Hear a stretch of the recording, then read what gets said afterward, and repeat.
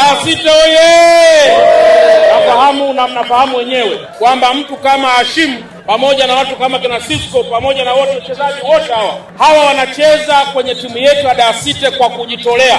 Maana yake ni kwamba katika viwango vya kimataifa ambavyo wamekushapitia, inawezekana tusingalikuwa na hata shilingi ya kuweza kuwalipa, kwa sababu ya upendo mkubwa sana pia walionao wao kwa nchi yetu, lakini kwa upendo mkubwa wa Rais wa Jamhuri ya Muungano wa Tanzania Dr. Samia Suluhu Hassan. Leo tunawasindikiza kwenda kule Rwanda, kwenda kwenye michezo ya robo finali ya Africa Basketball.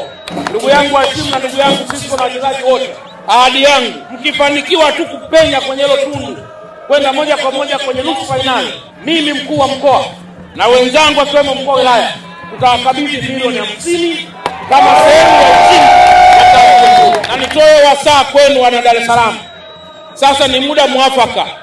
Mkimuona kijana yoyote ana kipaji kizuri kwenye basketball, nileteni ofisini ili tuweze kumuendeleza kijana huyo. Kocha huko hapa, utakaporudi nataka ukutane na wakurugenzi na wakuu wa wilaya katika halmashauri zote za mkoa wa Dar es Salaam ili tujenge uwanja mmoja mkubwa wa basketball ambao utaalika wenzetu wengine kuja kufanya michezo hapa.